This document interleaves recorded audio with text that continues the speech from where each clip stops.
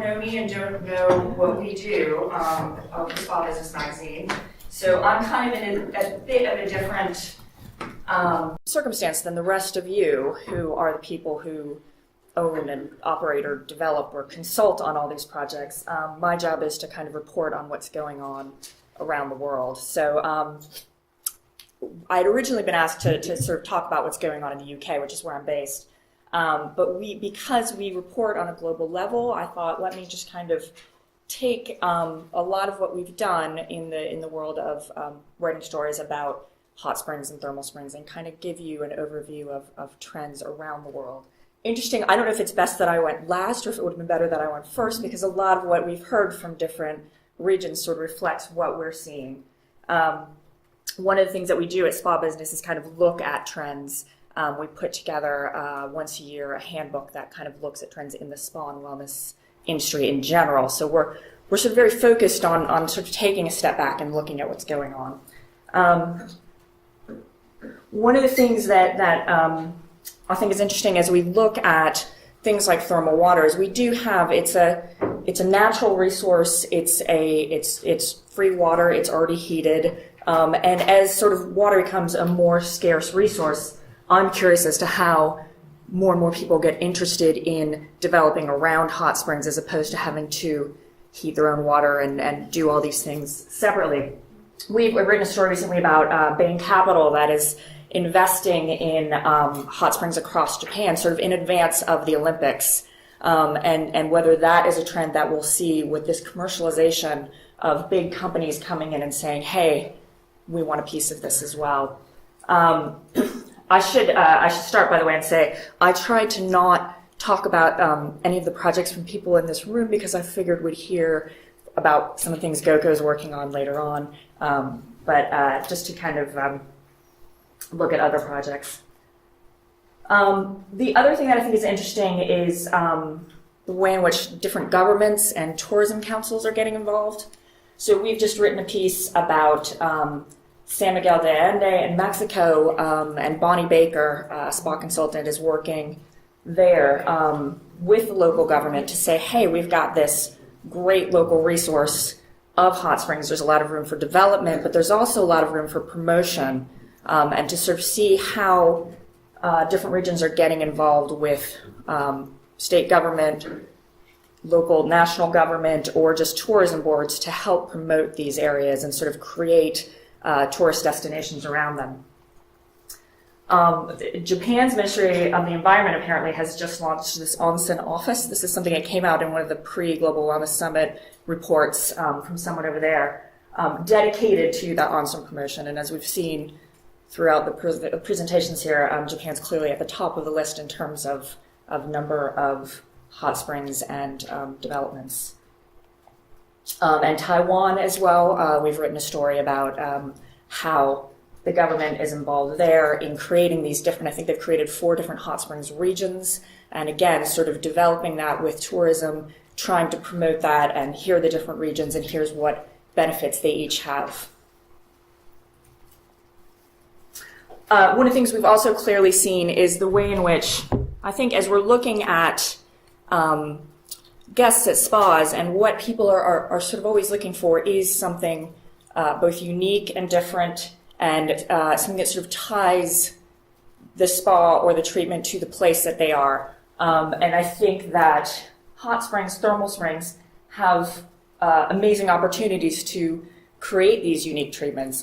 We heard about the liquid sound treatment last night. That's certainly something that you don't see everywhere, and that sort of is, as Marian, I think you were saying, an opportunity to have marketing and PR where people hear about these sort of unique treatments, as well as bringing people in for these unique treatments. This is Grotta Giusti, am I pronouncing that right, in Italy, it's an old 19th century villa. I don't know if anybody's been there, but they've got this 130 million year old thermal cave on its property.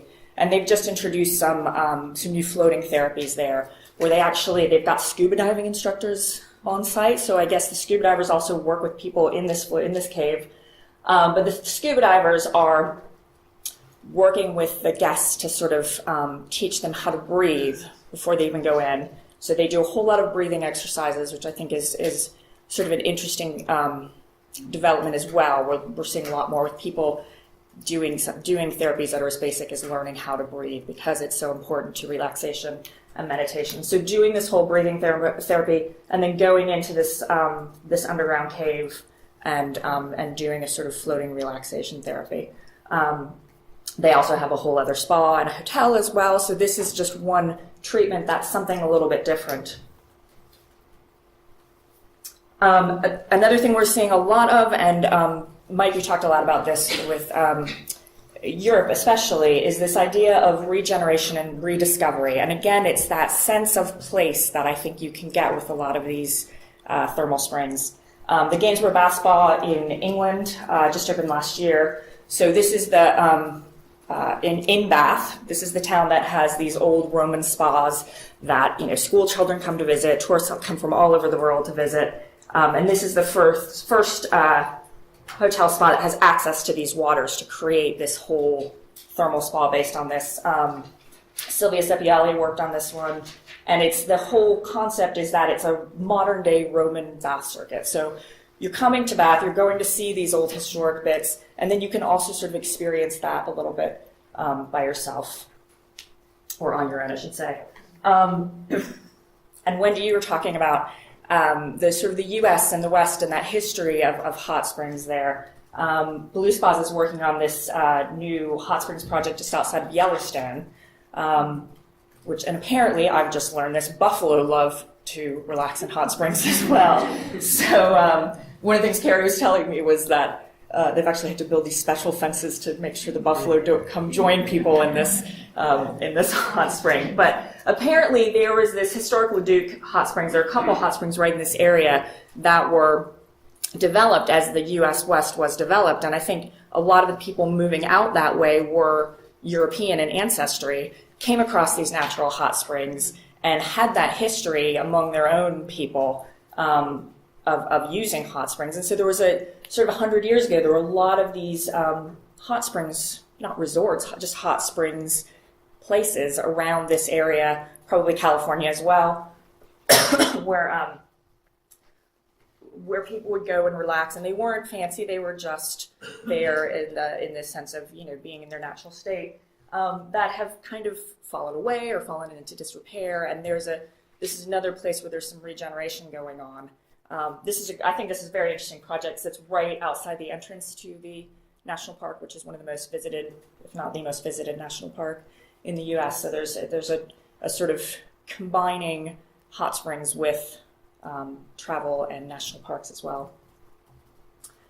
And I don't know if anybody, of course you all read the story about this that I wrote in Spa Business, but this is a project that Ala is working on in Latvia with Imbalance. So this is the Kemeri Park Wellness Village in Latvia.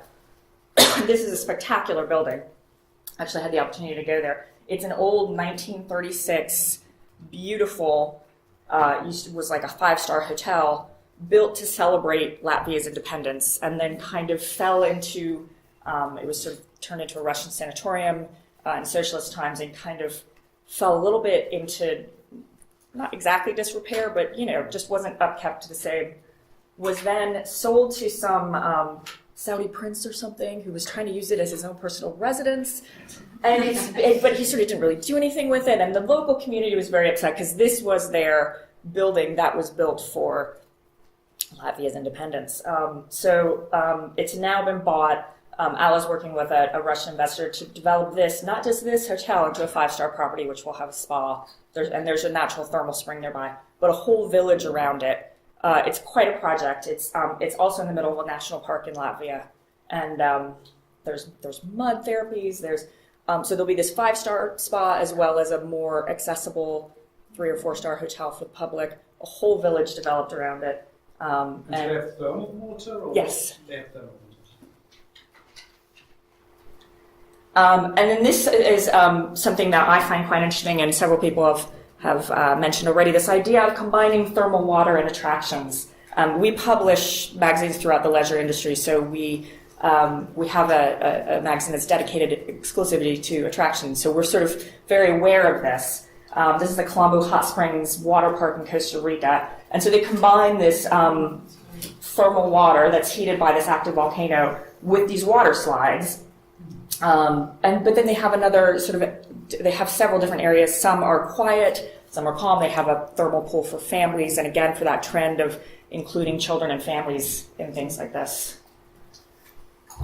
This Therme Bucharest in Romania just opened this past year. I don't know if anybody's been there, but 30,000 square meter complex, and it's got these thermal waters and spa facilities, but then it's also got water slides.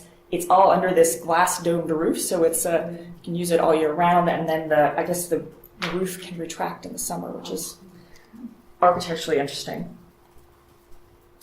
And then this is the Hakone Kawakian Unison thermal spa facility in Japan. So this is, again, when we're talking about some of those sort of more entertainment-based thermal spas, and they've got a traditional onsen, but then they've got all these sort of fun zones. So there's a hot waterfall, there's like a green tea pool, a coffee pool, and a sake pool. Miso with giant noodles or something. Noodles in there. Have you been? No, I've seen pictures of it. Yeah, it's just, so I think like once an hour they pour more coffee in or something. I'm not sure exactly how it works, but it's fun, I guess. I mean, it's certainly attracting a different kind of consumer. It's some might say gimmicky, but just the sense in which that's going on, that entertainment part of things. And then again, because we publish, we have also a magazine dedicated to sports and leisure. So combining thermal springs and sport, this is a hotel in Italy that's just opened. It's the world's deepest thermal water pool, so you can go diving in it. And the hotel already has extensive sort of hydrothermal spa facilities, and this was built as an extension of that, a way to bring people there, again, to differentiate, to create something different. I think we're seeing a lot of that, people wanting to be more active when they do things, not necessarily just go sit places, but do paddleboarding or surfing or diving as a possibility as well. And then, Mike, I think you just mentioned the idea of medicine and diabetes, especially as that's becoming a bigger global epidemic. This is a hotel that's being built in Qatar. It'll be a medical spa and a center for the prevention of type 2 diabetes. And it's got a whole thermal aspect as well. And I think that, this industry, this piece of this industry seems ripe for that. Not just diabetes, but in so many ways to combine medicine and thermal waters. And then we have these spiritual connections that I think we talked about quite a bit in Australia as well. Here's a hot springs resort in British Columbia. It was in private hands for a while, recently sold back to this local Indian tribe that has connections that date back hundreds of years. And so the springs in their native tongue, I won't attempt to pronounce it, but means spirit water. And we're seeing that kind of those connections. So many indigenous people have connections to these thermal waters that's something to be aware of. And then here, I know I said I tried to not talk about anybody in this room, but I had to bring this one up because I think this is such an interesting one. I'd love to learn more about it. So here's where we're combining thermal waters and social good and medicine, where you recently partnered with Mental Health Australia. And this is from something you sent out with where 38% of people with depression and 48% who had stress or anxiety reported relief after going to your hot springs. And that's huge. And so to be able to partner with an organization that's helping people and do that social good, I think more and more consumers are looking for that feel-good effect, but then also to have that connection where what you're doing actually is helping people's mental health as well, I think is kind of a win-win-win, on three prongs. So I think that's a very interesting thing to look at. And that's it. Thank you.